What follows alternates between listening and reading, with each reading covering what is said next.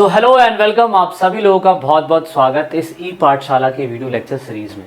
दोस्तों, मेरा नाम विजय है और आप क्लास 12 की पॉलिटिकल साइंस देख रहे हैं। देखिए, वैसे तो ये 2022 और 23 का सिलेबस है।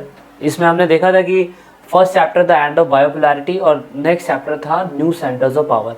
ये एनसीईआरटी के अंदर चैप्टर 4 आज भी है, but according to new syllabus 2023 और 24 के अकॉर्डिंग अगर बताऊं तो अभी भी ये सेकंड चैप्टर ही है। इस बार आपके साथ के 7 चैप्टर हैं जो आ रहे हैं, बस जो नया सिलेबस अपलोड हुआ है ना उसमें चैप्टर के नाम बदल दिए। पहले था न्यू सेंटर ऑफ पावर, अभी आ गया कॉन्टेम्परेरी सेंटर ऑफ पावर। तो उतने उससे कोई फर्क नहीं पड़ रहा है। अगर आपकी बुक के अंदर ऑल्टरनेटिव सेंटर्स ऑफ पावर लिखा हुआ है तो देन ओके। चलिए स्टार्ट करते हैं ना, तो ज़्यादा सोचने की जरूरत नहीं है। तो यहाँ से हम स्टार्ट कर रहे हैं 2023 और 24 के सिलेबस के अकॉर्डिंग। चैप्टर सेकंड है हमारा, वो है new centres of power. Okay, तो इस लेक्चर सीरीज को शुरू करने से पहले एक छोटा सा डायलॉग, थोड़ा फिल्मी है लेकिन इस टॉपिक को रिलेट जरूर करता है। डायलॉग क्या है? मत गुरूर कर चाहे शरीर पर, तेरा भी राख होगा और मेरा भी राख होगा। ब्रांडेड करने वाले लोगों, कफन जो होता है ना उसका कोई ब्रांड नहीं होता है। तो कहने का मतलब ये क्यों बोल रहा हूँ मैं? देखो, मत गुरूर करे शाहे शरीर का मतलब ये है कि आजकल जो लोग मतलब बड़ा बॉडी शॉडी बना लेते हैं और फिर उसके बातें कहते हैं, जो उनसे लो लोग होते हैं ना उनको बड़ा ऐसा दिखाने की कोशिश करते हैं कि मैं तेरे सुपीरियर हूँ और तुम मेरे सामने कुछ भी नहीं है, मेरे से फालतू नहीं बोल सकता वगैरह वगैरह। तो कहने का मतलब क्या है? कहने का मतलब ये है कि हमारा जो फर्स्ट चैप्टर था ना कोल्ड वॉर, वो हटा दिया इस बार सरकार ने। सेकंड चैप्टर के अंदर पूरी तरीके से एंड ऑफ बायोपोलैरिटी दिखाया, जिसमें यूएसएसआर खत्म हो गया। अब जब यूएसएसआर खत्म हो गया कि दुनिया के अंदर, जब यूएसएसआर खत्म हो गया तो दुनिया के अंदर एकमात्र शक्ति बनी वो अमेरिका। अब अमेरिका इतना ज़्यादा पावरफुल हो गया, ये बिल्कुल उस लड़के की तरह है जिसने 17-18 साल की उम्र में जिम शुरू कर दी थी और वो 25-30 साल की एज तक आते थे ऐसा मुस्टंडा हो चुका है ना कि इसको देख के डर लगने लग गया। तो सेम ऐसा ही अमेरिका है। अमेरिका ने शुरुआती समय से जिम शुरू कर दी। अब यूएसएसआर जो उसकी टक्कर की कंट्री थी रशिया, वो ख़त्म हो गई, वो ज़्यादा पावरफुल नहीं बनी। अब तो धीरे धीरे करके काफ़ी अच्छा उभर भी रही है, लेकिन अमेरिका को टक्कर देना लोहे के चने चबाने जैसा है वर्तमान समय में। इंडिया तो कुछ नहीं कर सकता, ये वीडियो मैं बना रहा हूँ, लेकिन सही मायने में हम उनके कंपैरिजन में नहीं है। अब दोस्तों, अगर भारत जो है, इंडिया, वो अमेरिका को नहीं हरा सकता, रशिया अमेरिका को नहीं हरा सकता, चाइना अमेरिका को नहीं हरा सकता, तो अमेरिका को हराएगा कौन? या अमेरिका को हराए कैसे जाएगा? So this is the chapter, this is the chapter new centre of power. यही चैप्टर आपको बताएगा कि किस तरीके से अमेरिका को हराया जा सकता है। ओके, तो यानी कि न्यू सेंटर ऑफ पावर का मतलब होता है अमेरिका के अलावा भी ऐसे बहुत सारी ऑर्गेनाइजेशन है जो पावरफुल है और अपने दम पर काम कर रही है। ईपी फैमिली टेलीग्राम अकाउंट नहीं जुड़े जरूर जुड़िएगा। इंस्टाग्राम अकाउंट ई पाठशाला, आपको बहुत सारी इंफॉर्मेशन मिलती है, जरूर जुड़िएगा। चलिए आगे चलते हैं। टॉपिक पूरे चैप्टर में क्या है? टॉपिक है पूरे चैप्टर के अंदर कि ऑल्टरनेटिव सेंटर्स ऑफ पावर बने कैसे, यही जानना जरूरी है।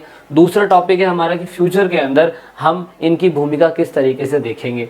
और नया टॉपिक जो एनसीईआरटी ने हमारे साथ जोड़ा है, हमारे जज्बातों के साथ खेला है, वो ये खेला है कि एनसीईआरटी के अंदर बुक खरीद ली, वो प्रिंट नहीं हो रखा, तो ऐसी बुक बनाई क्यों तुम लोगों ने?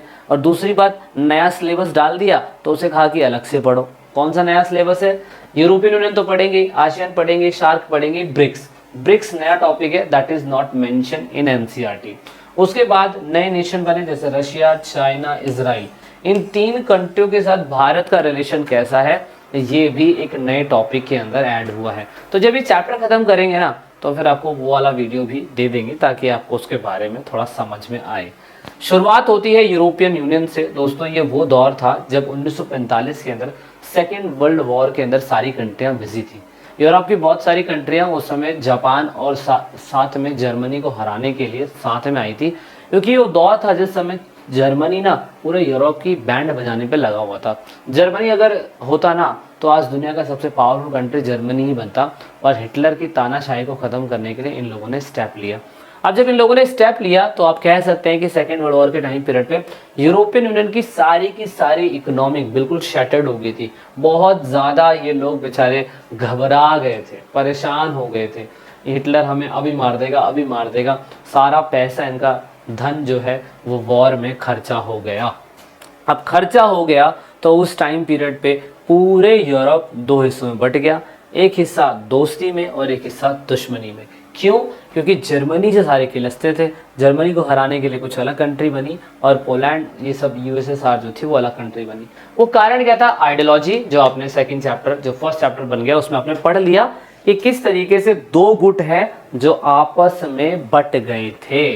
तो दोस्तों हुआ क्या, दो ग्रुप जब आपस में बटे तो भाई अमेरिका जो एक आइडियोलॉजी बनाता है वो थी कैपिटलिस्ट आइडियोलॉजी। वो कहती है कि जितने भी यूरोप की कंट्री हैं वो कैपिटलिस्ट होनी चाहिए, उनकी सोच पूंजीवादी होनी चाहिए। तो यहाँ पे आप कह सकते हैं एक आपके यहाँ पे अमेरिका के राष्ट्रपति आपको देखने को मिलेंगे हैरी ट्रूमैन। इनका नाम हैरी ट्रूमैन है, राष्ट्रपति हैं। ट्रूमैन ने एक सिद्धांत दिया और इसे हम ट्रूमैन डॉक्ट्रिन बोलते हैं। बच्चों पेपर के लिए बहुत ज़्यादा ज़रूरी होने वाला है। ड्यूरिंग कोल्ड वॉर और सोवियत यूनियन का जिस तरीके से एक्सपेंशन बढ़ रहा था, उन्होंने स्टेटमेंट दी थी। हैरी ट्रूमैन क्या बताते हैं? हैरी ट्रूमैन बताते हैं कि अगर हमें सोवियत संघ की विचारधाराओं को या उनकी किसी भी प्रकार की आइडियोलॉजी को रोकना है या ख़त्म करना है तो मेरे सिद्धांत को रामबाण की तरह इस्तेमाल करिए।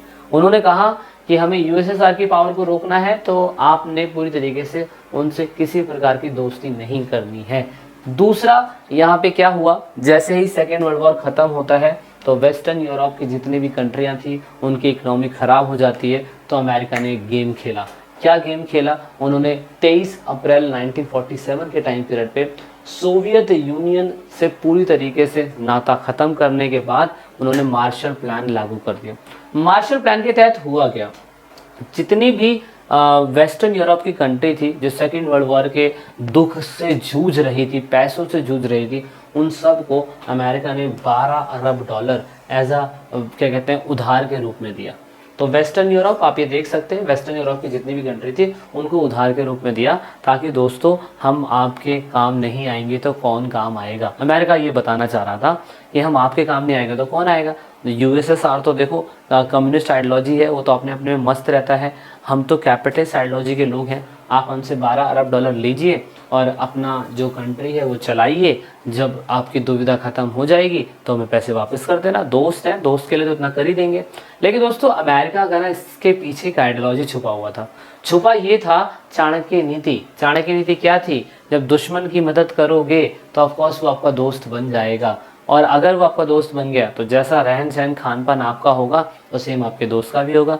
तो ऐसे ही हुआ दोस्तों। जब अप्रैल 1948 के अंदर यूएस ने पूरा का पूरा पैसा वेस्टर्न यूरोपीय कंट्री को दिया और ये 1952 तक चलता रहा। तो इस टाइम तक जितनी भी कंट्री को पैसा दिया वो सारी की सारी कंट्री बन गई क्या? कैपिटलिस्ट। और कैपिटलिस्ट बन गई तो वो अमेरिका की दोस्त बन गई, है ना। अमेरिका की दोस्त बनी कि नहीं बनी? बिल्कुल बनी भाई।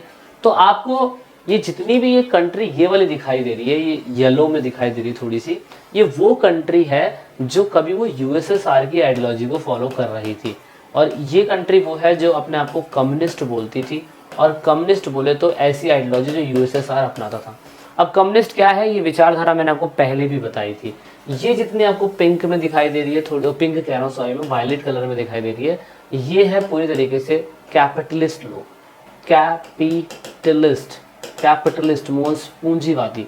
देश का विकास होगा तो जैसे जैसे करेंसी बढ़ेगी घटेगी, ये उस पर डिपेंड करता है। तो ये बहुत अच्छी बात थी। लेकिन जैसे ही यूएसएसआर 1991 में टूटा तो ये सारी कंट्री भी इस तरफ शिफ्ट हो गई और ये सारी कंट्री भी कैपिटलिस्ट बन गई। तो देख रहे हो, मतलब शुरुआती समय में ये कंट्री अमेरिका से पैसे ले रही है, ये कंट्री अमेरिका से पैसे ले रही है, अमेरिका उनकी मदद कर रहा है उस टाइम पीरियड पे जैसे उनकी अर्थव्यवस्था खराब थी। लेकिन जब ये सारे लोग एक साथ आ गए ना, ये सारे लोग जब एक साथ आ गए तो इन सारे लोगों ने मिलके कसम खाई। इन्होंने कहा कि यार हमें तो दुनिया की महान पावर होना चाहिए, हमें तो क्या कहते हैं अमेरिका को टक्कर देनी चाहिए। अमेरिका इतना ज़्यादा पावरफुल है, वो तो हर जगह अपने डोमिनेंस करता रहेगा। तो दोस्तों आओ मिलो सिलो सालो खेलते हैं, आपस में हम लोग एकजुट होते हैं और एक ऐसी महान पावर बन के दिखाएंगे जो दुनिया में सभी को टक्कर दे सकती है। तो दोस्तों यहाँ पे बनता है यूरोपियन यूनियन, 12 सितारे, 12 कंट्री, और दोस्तों यहाँ पे ये बनते हैं यूरोपियन यूनियन के सदस्य। अब इसका टाइमलाइन आपको समझ में आना ज़रूरी है कि इनकी जर्नी कहाँ से लेके कहाँ तक बनी, इन लोगों ने कहाँ से लेके क्या क्या चीज़ें करी, ये सारी बातें आपको समझने को मिलेगी वीडियो के नेक्स्ट पार्ट में। सो इस वीडियो के अंदर इतना ही है। आई होप दैट आपको कुछ टॉपिक समझ में आएंगे थोड़े इंटरेस्टिंग वे में। मिलते हैं नेक्स्ट पार्ट में जल्दी। जय हिंद, जय भारत, वंदे मातरम। वीडियो अच्छी लगी तो like share subscribe. This is it in this